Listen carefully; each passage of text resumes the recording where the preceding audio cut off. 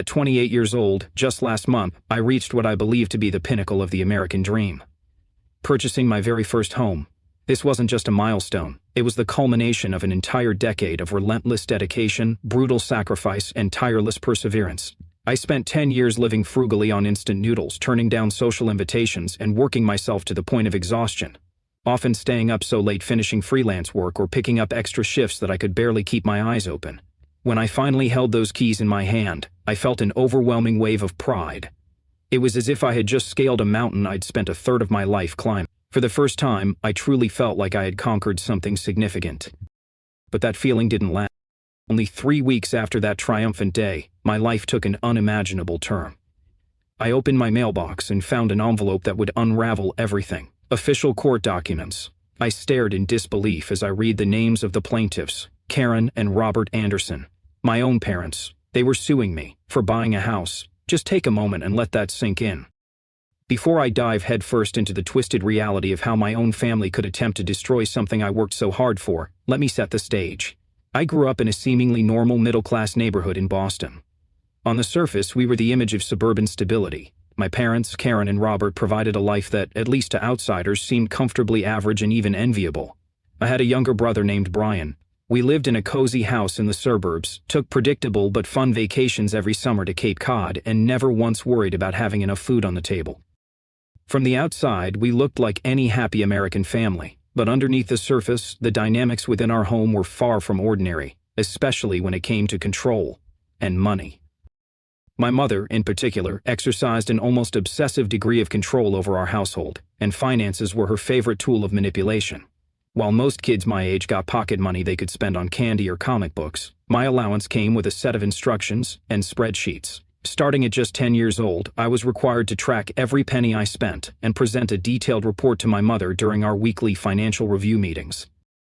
"Stephanie, you spent $7.00 last Saturday at the mall," she'd say, narrowing her eyes over her glasses as she reviewed my expense sheet.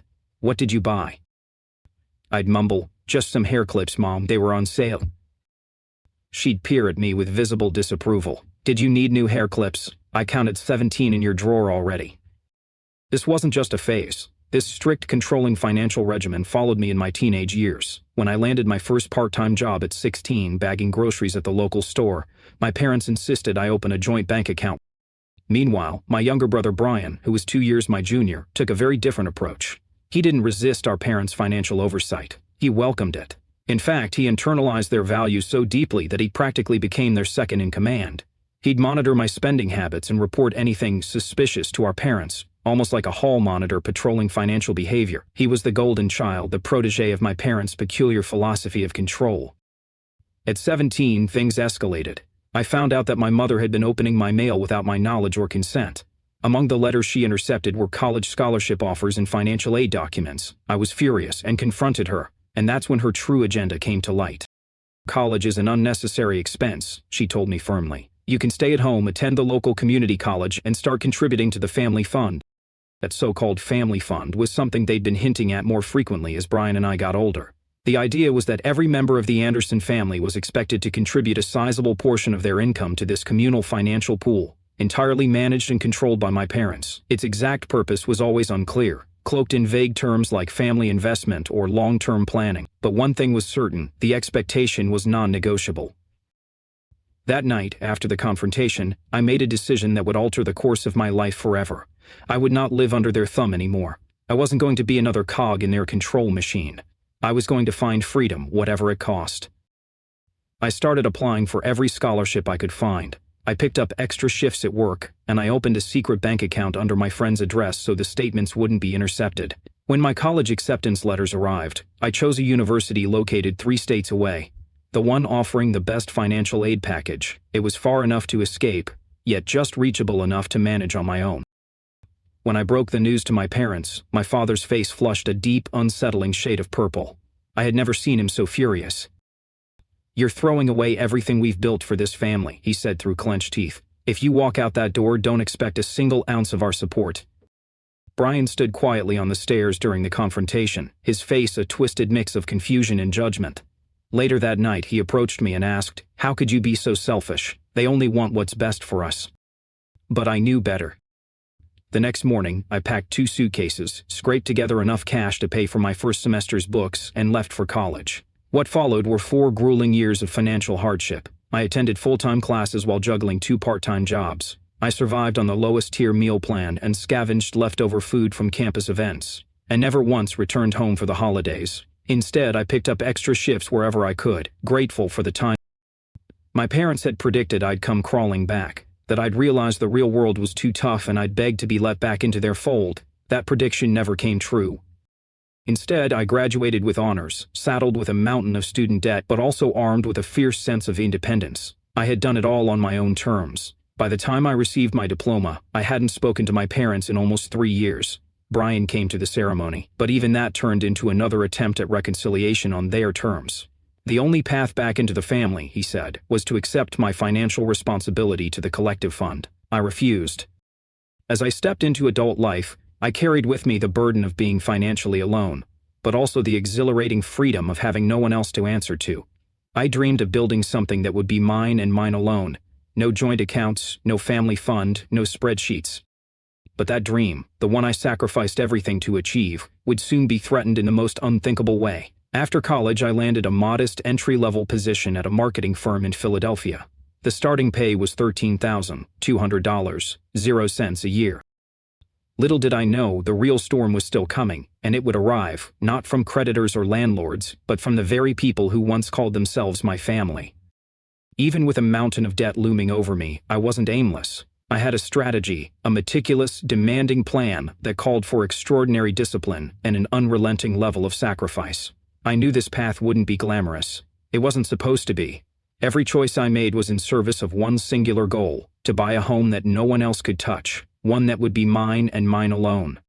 To make that happen, I stripped my lifestyle down to the barest essentials. I moved into a decrepit, aging house with 3 other tenants, each of us occupying a space barely fit for storage. My room was about 9 feet by 7 feet, basically a converted walk-in closet with barely enough space for a twin bed and a folding desk. But the rent? Just $400, 0 cents a month, utilities included. For someone in my position, that price was a lifeline. It didn't matter that the shared bathroom was perpetually unclean, or that the kitchen always reeked of scorched curry. I didn't care that I had 0 privacy and that even thinking aloud risked an uninvited opinion. It was cheap, and cheap was non-negotiable. Every day was a marathon. My alarm went off at 5:30 a.m., pulling me out of my restless sleep. I used the cheapest combination of public transportation available, often walking long distances just to avoid spending on bus fare. My primary job ran from 8:30 to 5:30. Most people would call it a day after that, but not me. 3 evenings a week I headed straight to a nearby coffee shop to work another 4 hours behind the counter until closing. That left my weekends, which were entirely consumed by another job, a retail position at a clothing store that ate up another 16 hours of my time. "You're going to burn out," warned my roommate Tasha, who regularly found me passed out at the tiny kitchen table, my laptop still open, spreadsheets half finished on the screen. Life isn't supposed to be just about saving money. But for me it was. Every single dollar had a purpose, a name, a direction. My budget wasn't just tight, it was a finely tuned machine. Rent, $400, 0 cents. My share of the utilities was already folded in. Cell phone, $25, 0 cents, thanks to the cheapest prepaid plan I could find. Transportation, $60, 0 cents. Groceries, $120, 0 cents. Student loan payments, $380, 0 cents.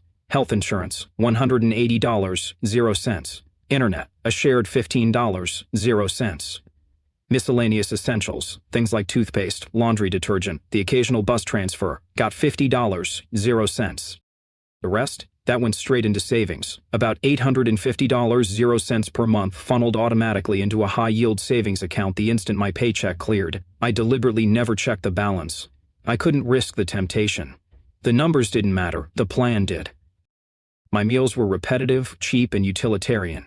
Breakfast was always the same, oatmeal with a spoonful of peanut butter stirred in for protein. Lunch, a peanut butter sandwich and an apple. Dinner was a toss-up between rice and beans, eggs, or instant ramen dressed up with frozen vegetables.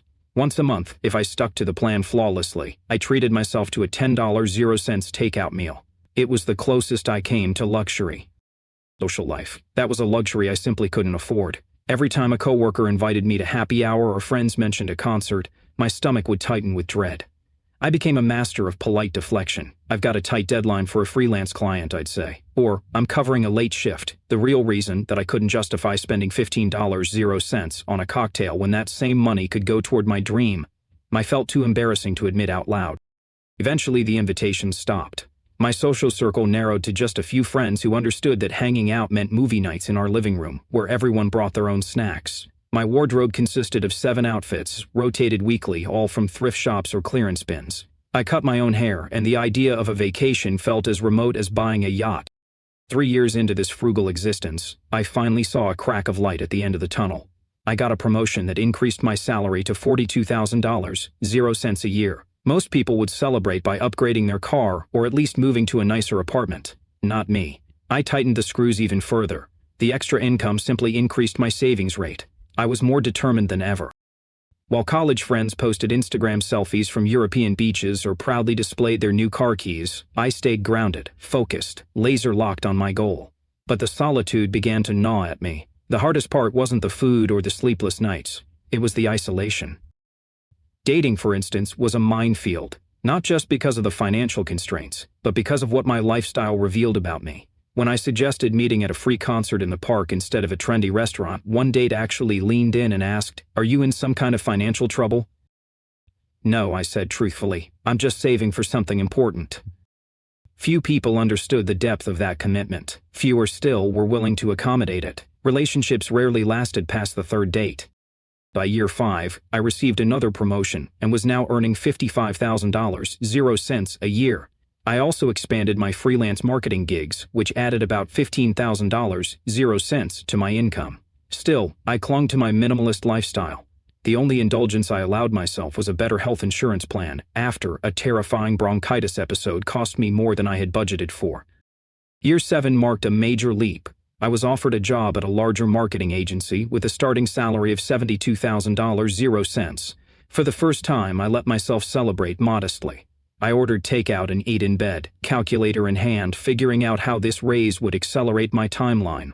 I felt joy, yes, but it was measured, controlled. By the 8th year, I had climbed further up the corporate ladder into a management role.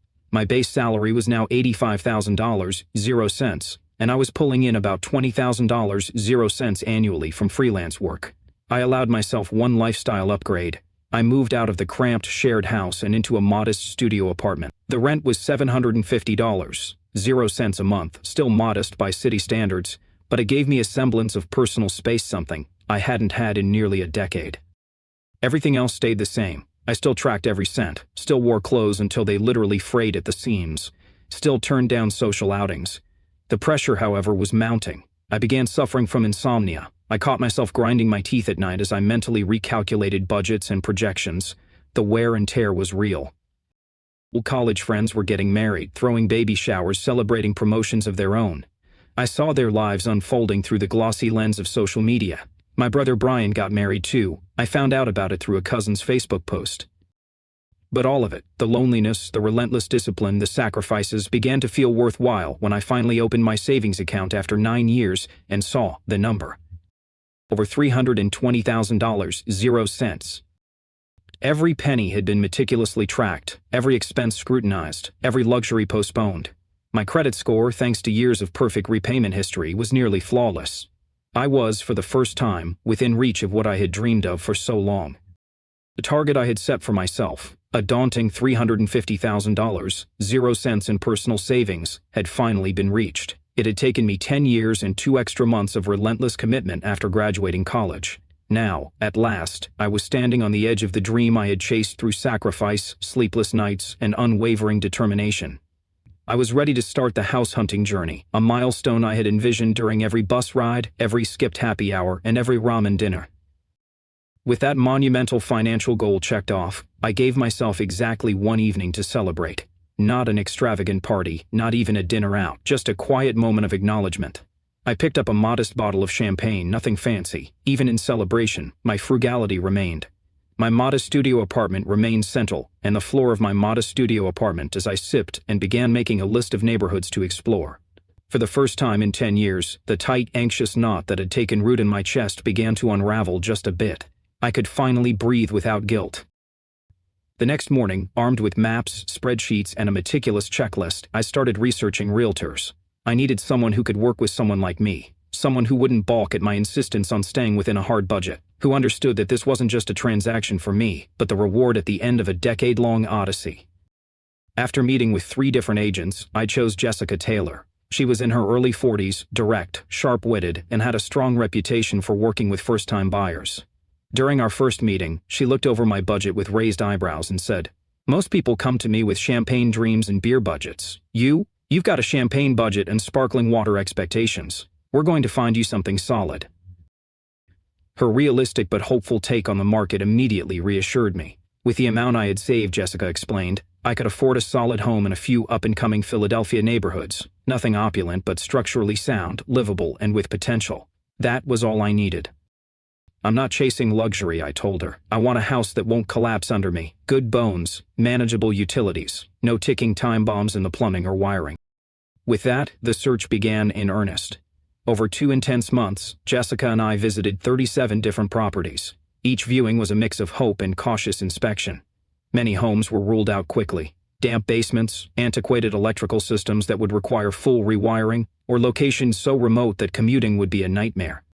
A few places tugged at me emotionally. There was an old Rouse house with stunning original hardwood floors and stained glass windows, but the plumbing groaned like a haunted ship. Then, there was a charming colonial with a lush backyard, but it sat squarely in a floodplain. Homeowners' insurance would be astronomical. Jessica kept me grounded through it all. "This is normal," she told me after another letdown. "Finding the right house is like dating. You've got to kiss a lot of frogs." Then, on a rainy Tuesday afternoon, we toured a modest 3-bedroom home in a neighborhood that was starting to see revitalization. It didn't dazzle at first glance. The kitchen was outdated, the backyard tiny, and someone had once painted the guest bedroom a neon lime green.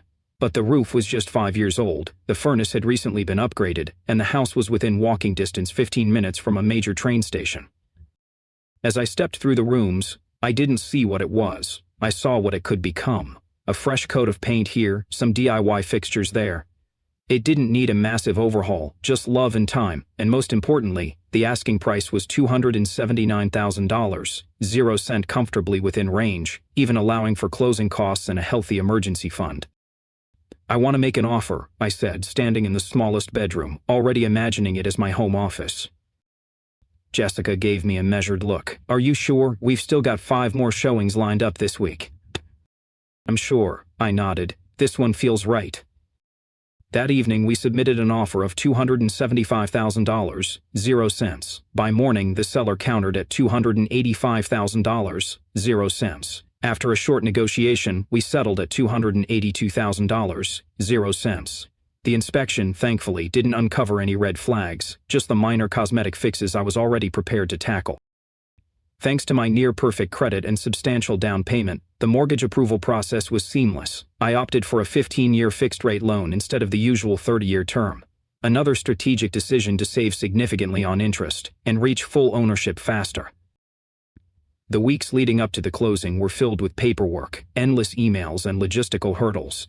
I let myself dream a little during lunch breaks, browsing second-hand furniture online, sketching out budget-friendly renovation ideas, and planning how to transform this blank canvas into something that felt entirely my own. Finally, closing day arrived. I sat in a nondescript office with strangers, signing document after document until my wrist ached. When the seller's agent handed me the keys, I blinked back tears. "Congratulations, homeowner," Jessica said warmly, giving me a brief but heartfelt hug. "You did it." That night, I drove over with a car full of essentials. No moving truck, no boxes stacked to the ceiling. Just me, an air mattress, and a couple of duffel bags. I lay there in the master bedroom, too excited to sleep, making lists in my head of all the little tasks ahead. Repainting the bedrooms, scrubbing the basement, replacing old fixtures. It didn't feel like a chore. It felt like becoming. Over the following weeks, colleagues offered their congratulations, but few really understood what it meant, not just financially, but emotionally and psychologically. Alicia, one of my few close friends, helped me repaint the living room and kitchen. As we rolled a second coat of pale blue onto the walls, she paused and said, "I can't believe you did this all by yourself. No inheritance, no partner to split expenses, no family pitching in, just you." Her words made me swell with pride, but they also pulled at something I had been trying to ignore. I hadn't told my family, not my parents, not Brian, Despite years of estrangement, a quiet hope had always lingered in me that maybe, just maybe, achieving this would be the thing that brought us back together. That they would see my success not as rebellion but as proof that I had carved my own path. So I made a decision. I composed a short, carefully worded email to my parents. I included my new address and a photo of the house. "You're welcome to visit," I added, "if you'd like." To Brian, I sent a more personal message. I shared a few details about the purchase, the neighborhood, my plans. Deep down, I hoped he might serve as a bridge between us. 3 days later, my phone rang. Brian's number flashed on the screen. It was the first time I'd heard from him in over 2 years. My phone buzzed, and when I saw Brian's name flash across the screen, my heart pounded with a mix of anxiety and hope. I hadn't spoken to my brother in more than 2 years. Maybe now, finally, we were going to have the conversation that would mend the gap between us. "I am," I answered, my voice tentative but warm. "It's so good to hear." "What the hell do you think you're doing?" he snapped, his voice cold and razor-sharp, each word laced with controlled fury. I blinked, taken aback. What? "I just wanted to share some good news with you," I stammered. "I bought a house." "And with what money, Stephanie?" he demanded. For a moment, I was too stunned to respond. "With my money," I finally said. "The money I've been saving for over a decade." Brian let out a bitter laugh. "Right, because an entry-level marketing job is enough to buy property these days." I tried to explain. I wanted him to understand. The years of juggling multiple jobs, the bare-bones lifestyle, the frugal decisions, the promotions, the freelance work. But before I could finish even one sentence, he cut me off. "Mom and Dad want to see you Sunday, family dinner, 6 o'clock. And just like that, he hung up. That Sunday, I drove 2 hours back to my childhood home, my stomach churning with uncertainty. The house hadn't changed. The same beige siding, the same hedges trimmed to geometric perfection, the same ceramic welcome sign my mother had painted in a community art class when I was a teenager. Nostalgia hit me in the chest like a tidal wave. Before I could knock, my father opened the door. He looked older, more gray in his hair, deeper lines etched into his face, but the expression he wore was unchanged, stern, unforgiving. "Stephanie," he said, without a smile, without a hug. "Just my name." He stepped aside to let me in. In the dining room, my mother was arranging the good china, the set reserved only for holidays like Thanksgiving and Christmas. Brian and his wife Emma sat stiffly on the couch. No one smiled. No one said, "Welcome home." The air felt heavy, saturated with unspoken tension. Dinner was a quiet, almost surreal affair. We picked at my mother's pot roast in near silence. Emma tried to break the ice with awkward small talk about the unusually warm weather. It didn't help. The tension sat at the table like an unwanted guest. When my mother brought out a homemade apple pie, my childhood favorite, I let myself believe just for a second that this might be the turning point. That maybe, just maybe, this dessert signaled forgiveness. I took a bite. Then my father cleared his throat. "So Stephanie," he began, his voice too calm, "tell us about this house." I nodded cautiously and described it, the neighborhood, the small backyard, my renovation plans. "And how much did it cost?" my mother asked, pausing with her fork halfway to her mouth. $282,000, I said, trying to keep my tone neutral.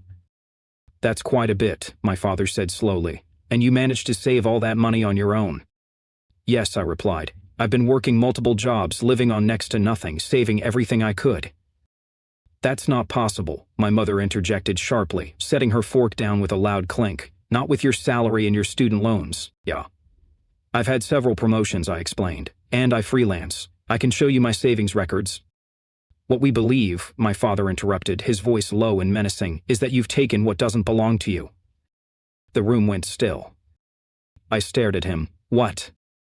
"You've taken from the family," my mother added. 10 years of not contributing to the family fund, 10 years of hoarding money that should have been shared, and now flaunting it by buying a house?"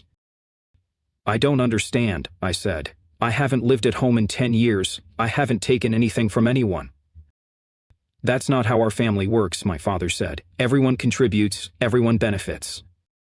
"Your brother's been contributing 30% of his income since he started working," my mother added. "That fund was built for all our futures, yours included." "But you never told me what the fund was for," I argued, my voice shaking. "And I've supported myself this entire time." "Which was your choice," my mother snapped. "But your obligation didn't disappear. Based on what your income should have been over the last decade, we estimate you owe the family fund $95,000, 0 cents.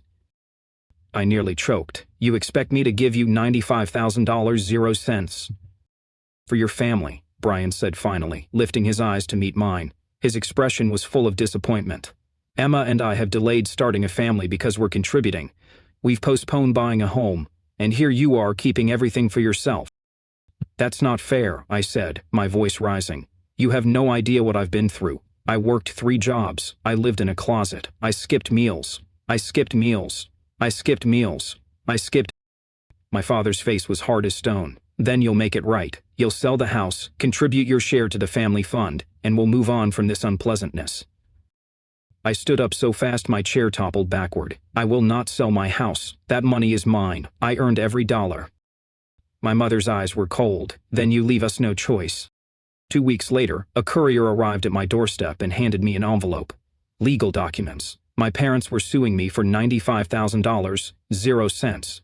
They claimed I had misappropriated family assets and breached a financial agreement, an agreement I never knew existed. They were seeking a lien on my house until I paid what they believed I owed. I sank onto my second-hand couch, the legal papers trembling in my hands. My parents, my own family, weren't just cutting me out. They were trying to take away the very thing I had spent a decade sacrificing for, the dream I had built brick by brick, paycheck by paycheck. The next morning, I called in sick to work. For the first time in my professional life, I simply couldn't function.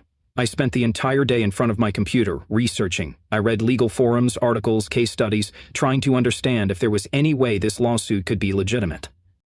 I learned about constructive trusts, implied contracts, familial financial obligations. The deeper I went, the more confused and panicked I became. Could they actually win? Could I lose my house over some unspoken family rule? Was there any legal ground for them to claim a portion of my hard-earned money? Everything I had fought for, every sacrifice, every skipped meal, every sleepless night, was hanging by a thread. My family wasn't trying to reconcile. They weren't trying to understand. They were trying to take. And for the first time since leaving home at 18, I didn't know what to do next. By noon that day, after poring over articles, forums, and legal definitions I'd never heard before, I realized something with terrifying clarity. I was completely out of my depth. I needed help. Desperately. I couldn't afford to hire a high-powered, expensive attorney, but I also couldn't afford to lose my house. It wasn't just a property. It was the embodiment of everything I'd sacrificed for. So, I started making phone calls, one law firm after another. Most were polite but dismissive. Some flat out laughed at the strange nature of my case. But on the 8th call, I got a response that gave me a glimmer of hope. The voice on the other end belonged to Michael Rivera, a seasoned family law attorney. He offered free initial consultations and told me to come in later that day. His office was tucked inside a nondescript building on the outskirts of the city, and the space itself mirrored the man, unassuming but meticulous. Folders lined the shelves like bricks in a fortress. The desk was cluttered, yet everything had its place. Michael, in a slightly wrinkled navy suit and scuffed brown shoes, had eyes that missed nothing. "This is definitely unusual," he said after skimming through the legal documents my parents had filed. He tapped the papers with his index finger. Constructive trust, implied contract, breach of familial financial obligations. This isn't your everyday family squabble. "Is this even legal?" I asked, trying to keep the panic from cracking my voice. "They haven't given me a dime since I turned 18. How can they claim I owe them money?" Michael leaned back in his chair, fingers steepled under his chin. "They're alleging that your ability to save money was only possible because of the upbringing and values they instilled in you. They're trying to build a case that you benefited from non-monetary resources, housing, education, financial discipline, that created a moral, if not legal, obligation to give back." I stared at him. "But that's just parenting. That's what parents are supposed to do." He nodded. "I agree, but family law doesn't always align with common sense. The good news is their case appears to be heavy on emotion and light on legal precedent. The bad news is, fighting this will be neither easy nor cheap." His retainer fee was $3,500, 0 cents, an amount I had been saving to paint the exterior of my house. I hesitated for a long moment before writing the check, my hand trembling as I signed it. It was the first major unplanned expense I'd encountered in more than 10 years. The feeling of surrendering that money was physically painful, but losing my home would be far worse. For the next few weeks, Michael and I threw ourselves into preparing my defense. We scoured every financial record I had, bank statements, pay stubs, tax filings. We compiled a chronological narrative that showed a decade of absolute financial independence. I tracked down old roommates who could verify my Spartan lifestyle and former employers who remembered me juggling multiple shifts. Even the financial aid office at my university confirmed I hadn't received a penny from my parents after leaving home. Meanwhile, the emotional toll was brutal. I couldn't sleep. I'd wake up in the middle of the night drenched in sweat, plagued by nightmares where I lost my house and ended up back in that tiny walk-in closet room. My appetite vanished. I dropped weight I couldn't afford to lose, and my clothes hung loose on my frame. Colleagues noticed my distraction, the vacant look I often wore, but I didn't have the strength to explain that my own parents were trying to legally take away my home. 6 weeks after the lawsuit was served, the date for our preliminary hearing arrived. I sat quietly in the back seat of Michael's car as we drove to the courthouse, my palms slick with sweat. In the hallway outside the courtroom, I spotted them. My mother, dressed in her best church outfit, a conservative blue dress, pearl necklace perfectly centered. My father, wearing the same gray suit he pulled out only for weddings and funerals. They looked like any respectable concerned parents, and that was the image they intended to sell. They didn't so much as glance in my direction as I walked past them.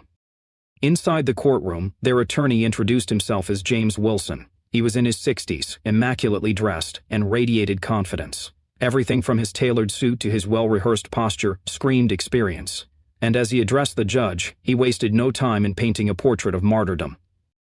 "Your Honor," he began, "the Andersons are not here for vengeance. They are here because of a long-standing family tradition, a financial collective, a commitment every member made to contribute. Stephanie Anderson was raised with these values. Her brother has contributed faithfully.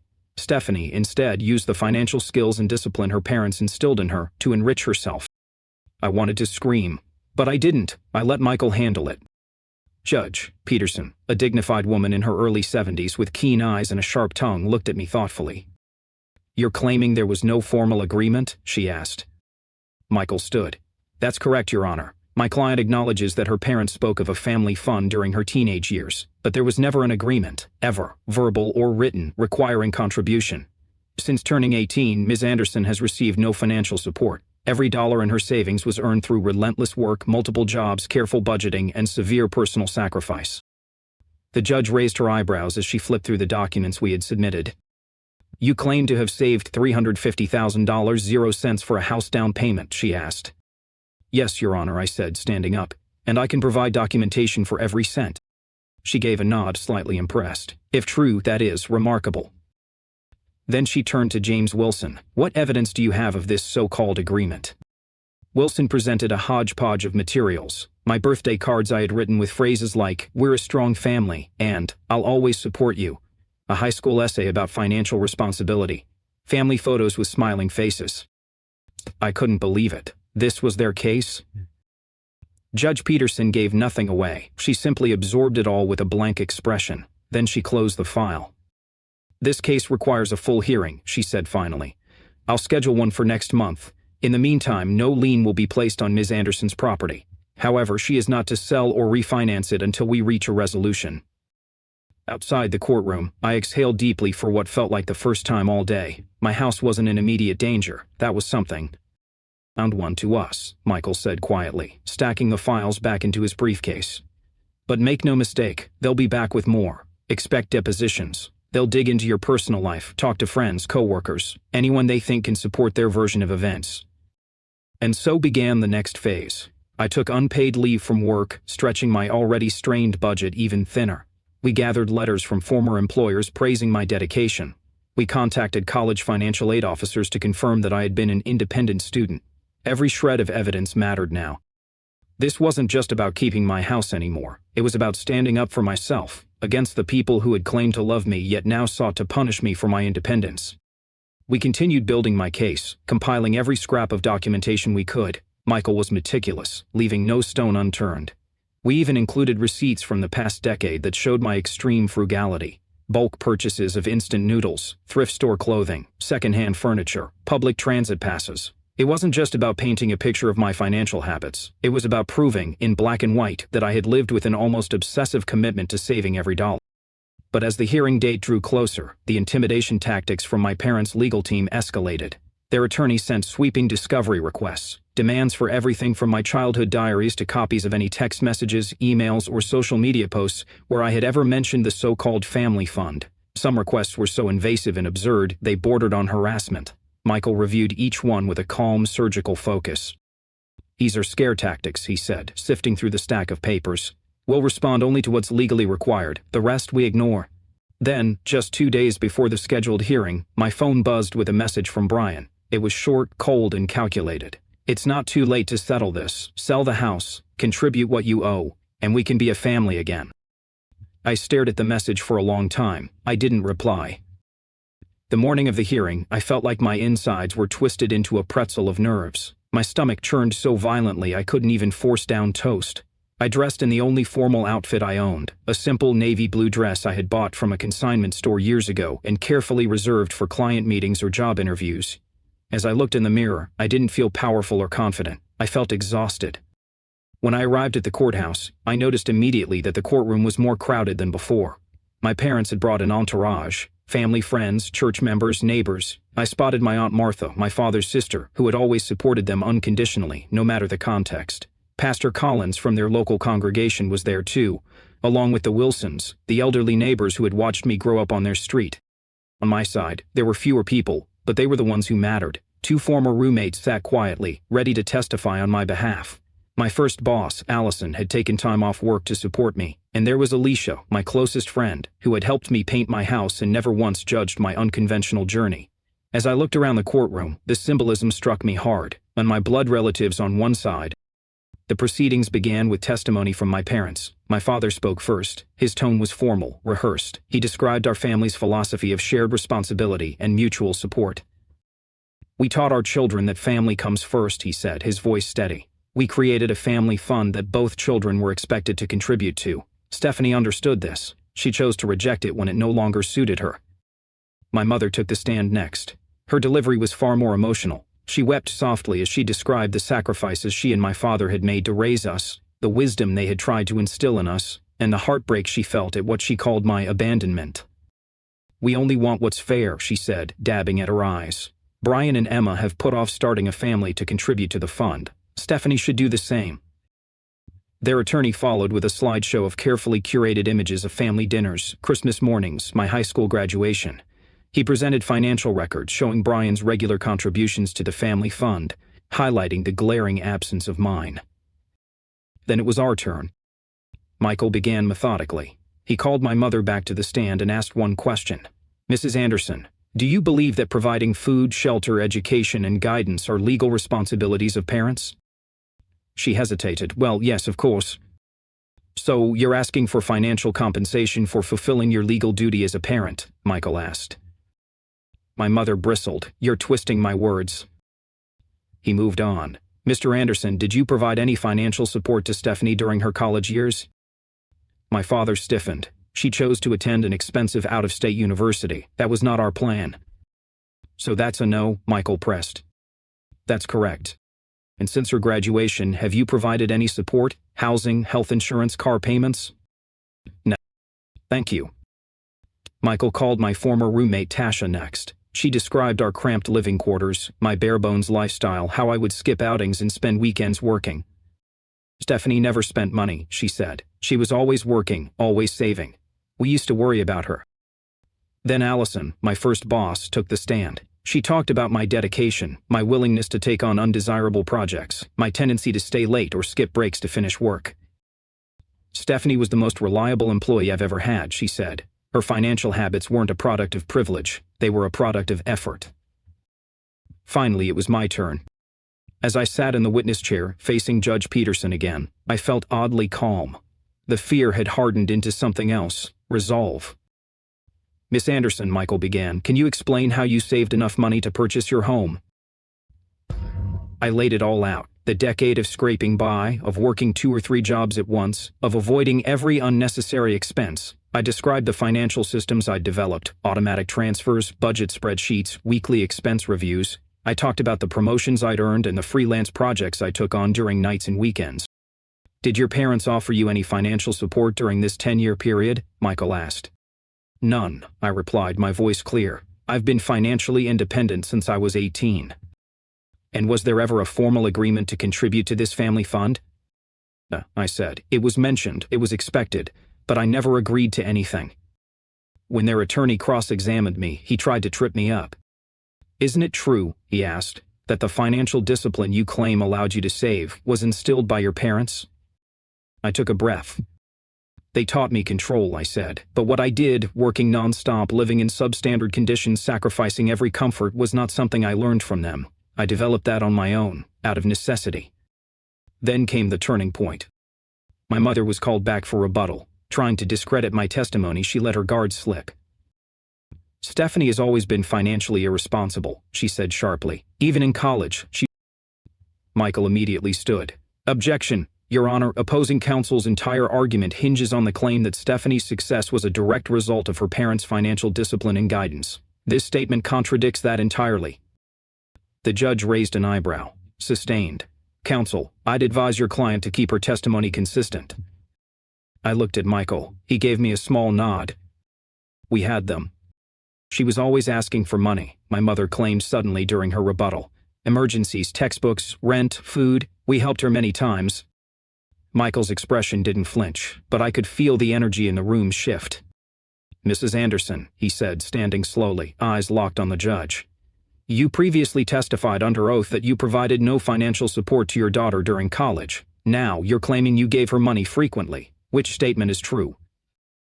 My mother faltered. Her eyes darted toward her attorney as if silently begging for rescue. "Well, there might have been a few small loans," she mumbled. Michael moved in, calm but relentless. "Do you have any records of these alleged loans? Receipts, bank transfers, written agreements?" "No," my mother said, crossing her arms defensively. "It was cash, weekly. Families don't keep receipts for helping each other." "No further questions," Michael said, returning to our table with a nod of quiet satisfaction. The judge's expression remained unreadable, but I sensed the impact. Her eyes lingered on my parents a moment longer before she looked down to review her notes. When she finally spoke, her voice was measured and clear. "This court finds no evidence of any legally binding agreement requiring Stephanie Anderson to contribute to her parents' family fund," Judge Peterson began.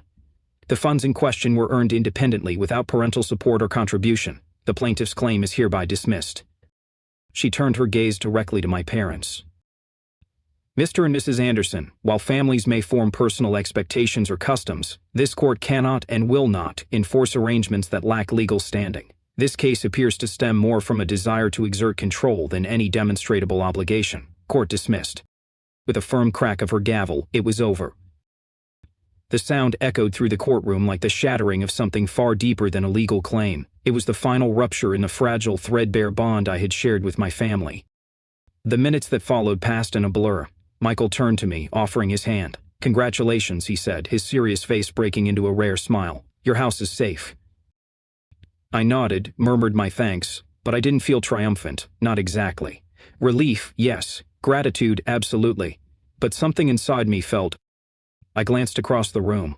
My mother had buried her face in her hands. My father sat beside her, one arm around her shoulders, his jaw clenched tight, his expression unreadable. Brian stood a few feet away, whispering to their attorney, shooting quick, furtive glances in my direction. A court officer approached and spoke gently. "Ms. Anderson, your family is being escorted out separately. You can exit through the main entrance in about 10 minutes. We'd like to avoid any confrontation."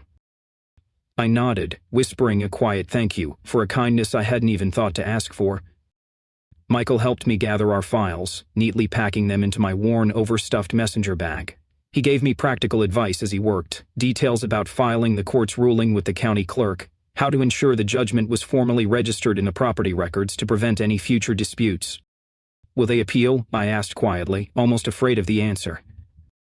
"They could try," he said, "but they'd have no legal footing. The judge's ruling was crystal clear. This case is over."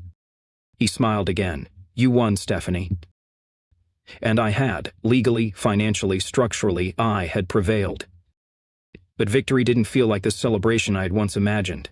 As I sat in the empty courtroom, silence replacing the earlier tension, I felt the magnitude of what had just happened settle into my chest like a lead weight. I hadn't just defended my savings or my house. I had stood in public and exposed the deep dysfunction that had defined my upbringing. I had fought my family not in private, not behind closed doors, but in open court. There would be no reconciliation, no warm family dinners in my new home, no second chances. Whatever hope I had quietly nurtured that achieving my dream might bring healing had just been extinguished with a gavel's blow. Eventually, I walked out into the afternoon light. It was brighter than I'd expected, the sky a brilliant blue, mocking the heaviness I carried inside. I was free from the lawsuit, but something inside me still felt tethered. I was halfway to my car, keys in hand, when I heard footsteps behind me, quick, insistent. "Stephanie, wait." I turned instinctively. It was Brian. He came to a stop a few feet away, his chest rising and falling, his face flushed, maybe from exertion, maybe from anger. "How could you do that to them?" he said, not shouting but not soft either.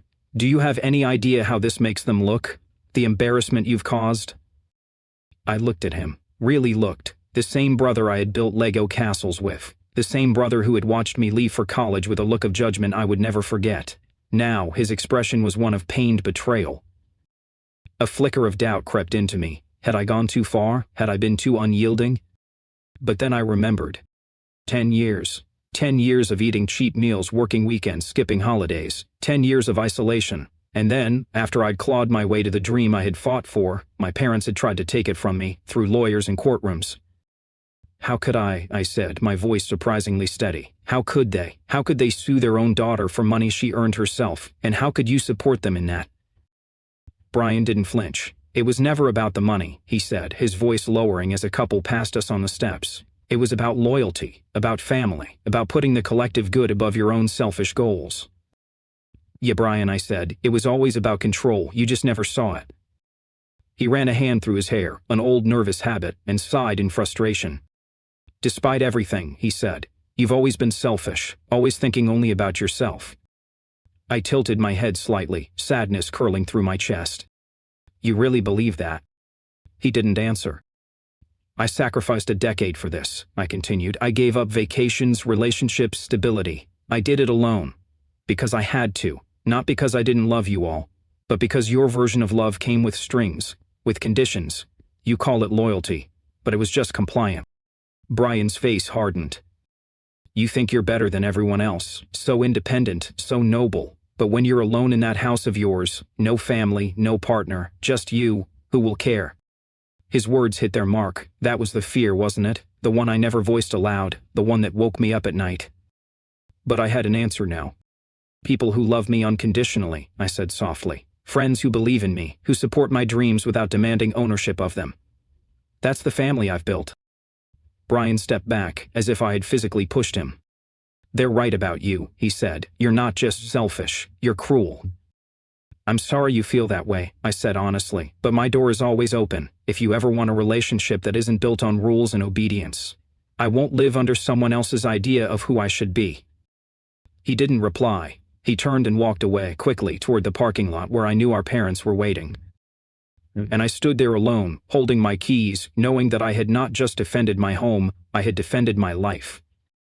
I watched Brian walk away, each step he took unraveling the last fragile thread that still connected me to the family I was born into. I stood frozen, feeling the finality of it settle deep into my bones. There was no more pretending that the bond might still be mended. No more hoping that somehow, through time or understanding, we might find common ground. That evening, I returned home and sat on the floor of my living room, surrounded by the few furnishings I had painstakingly chosen, each one a small, symbolic victory in itself. The place was still modest and far from complete, but every chair, every lamp, every coat of paint on the walls represented effort, intention, and independence. The legal battle was over. I had fought for my right to keep what I had earned, and I had won. But the cost of that victory echoed in the silence of the room. The warmth of reconciliation, the fantasy I had clung to in quieter moments, was gone, replaced by a truth both liberating and lonely. I reached for my phone and called Alicia.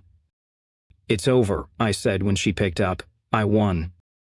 There was a pause. Then her voice lit up. "That's incredible. You did it, Steph. We need to celebrate. I'm bringing champagne, the good kind this time."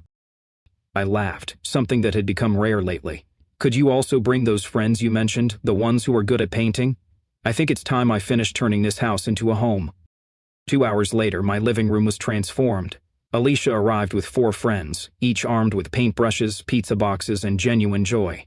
As we covered the hallway walls in the soft sage green I had picked out months ago, a realization bloomed quietly in my heart. Family doesn't always mean the people who raise you. Sometimes it's the people who show up, who choose you, and who let you choose them back. The weeks following the court decision were filled with a strange and unexpected duality, peace and grief interwoven like threads in a tapestry. The threat of losing my house was gone, replaced by a calm I hadn't felt in years. For the first time in a decade, I didn't need to check my savings account daily or worry that the next phone call might bring chaos.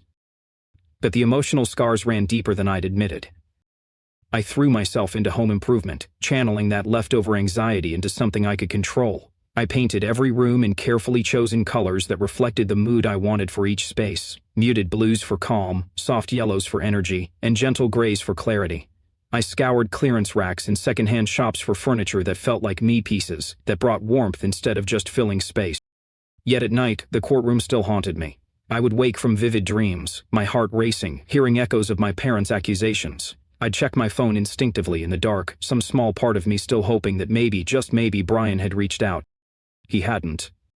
Alicia noticed, during one of our new weekly dinner nights, a tradition among friends where we rotated hosting simple, heartfelt meals. She caught me lingering in the kitchen long after everyone had left.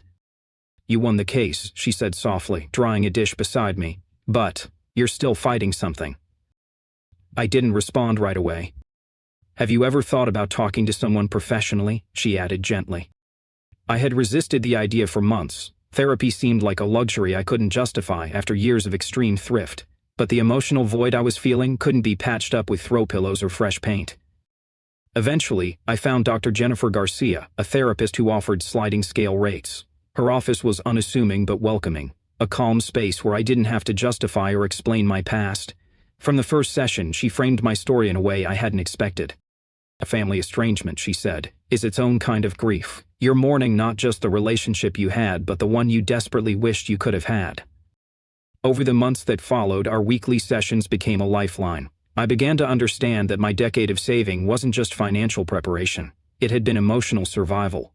I had built not only wealth but also walls, layers of protection against a love that had always felt conditional. "Your parents' attempt to control your finances," Dr. Garcia said one day, "was never about money. It was about control. Money was just the leash."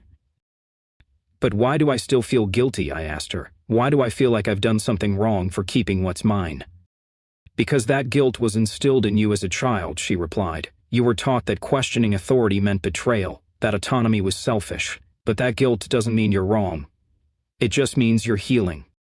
With her guidance, I began to slowly, cautiously expand my circle. The friends who had stood by me during the trial became constants. We started a monthly dinner club. I joined a community garden a few blocks from home, finding unexpected peace in the act of growing my own vegetables, nurturing something from seed to harvest. 6 months after the court victory, a surprise text arrived. "Can we talk?" Brian asked. We met at a neutral coffee shop halfway between our homes. The air between us was thick with the weight of what hadn't been said. Our conversation was halting, hesitant. Apologies remained unsaid, but there was a softening, an acknowledgement of mutual hurt. "I'm not saying Mom and Dad were right," he murmured, staring into his coffee. "But I don't think you ever understood how your leaving affected us." "I didn't leave the family, Brian," I said. "I left their control. That's not the same thing." He didn't agree, but he didn't argue either. We ended the meeting with a tentative agreement to try again, to meet next month. A bridge, narrow and wobbly, but a bridge nevertheless. My parents remained distant.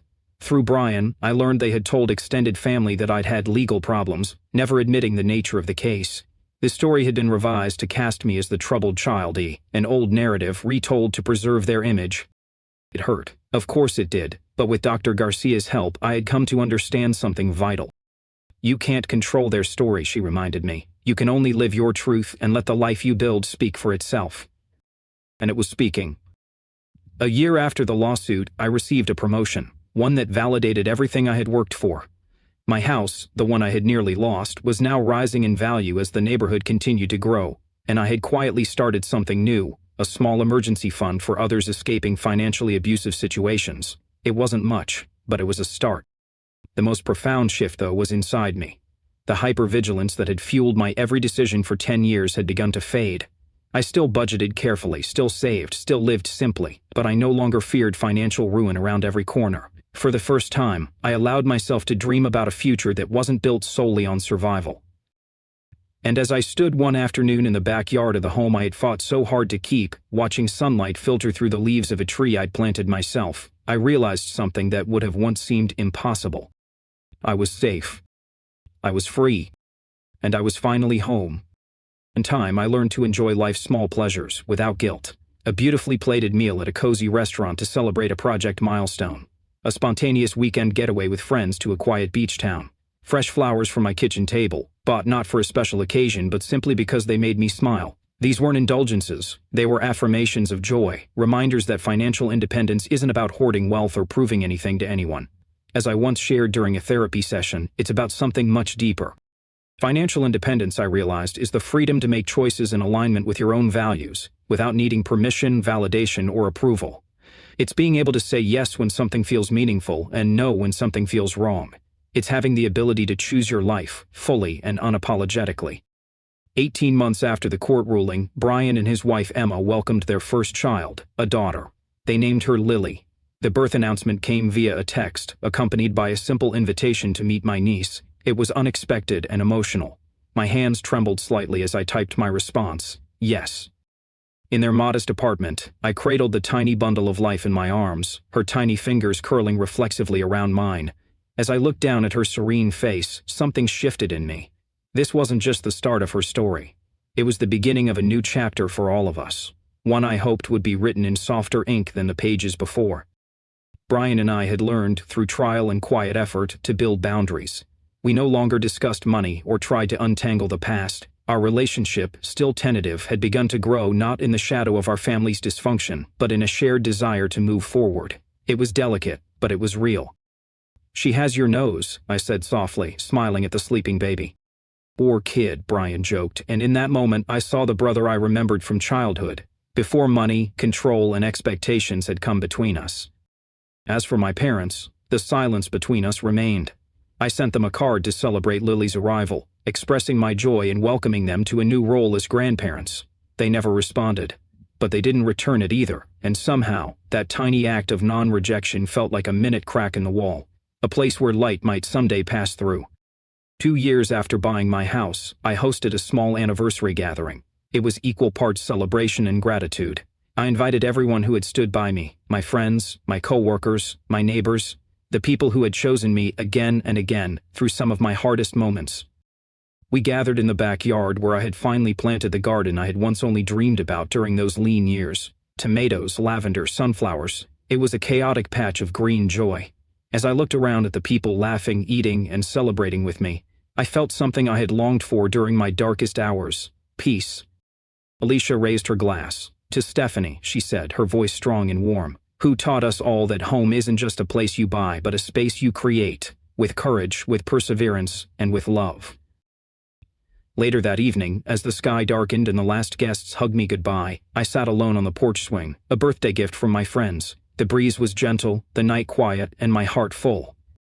I thought about the journey that had brought me here, a decade of hard work, a legal battle that exposed every wound, the slow rebuilding of trust, and the ongoing process of healing. The hardest lesson I had learned wasn't about money or even survival. It was this: sometimes the people who should support you the most are the ones you have to set the firmest boundaries with. And that's okay.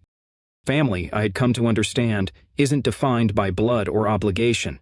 It's defined by respect, by support without strings, by love that doesn't demand you shrink yourself to fit someone else's mold. My house stood solid around me that night, not just as a shelter from the elements, but as a sanctuary for the woman I had become. A woman who had learned the difference between sacrifice and surrender, a woman who knew her worth, a woman who had fought for her freedom and won. Because the most valuable thing I own isn't this house. It's the life I've built within it. So I ask you, if you're listening, have you ever had to stand up to family pressure to follow your own path? Have you ever had to walk away from expectations just to find your own voice? If so, I'd love to hear your story. Drop it in the comments below, because stories like these, they matter. And if this one resonated with you, if you found strength in it, or clarity, or even just a little courage, please like, subscribe, and share it with someone who might need that same reminder. That your dreams are worth defending, even if the people closest to you don't understand them. That it's okay to create boundaries, even with family. And that sometimes the family you choose is the one that truly helps you grow. Thank you for listening to my story.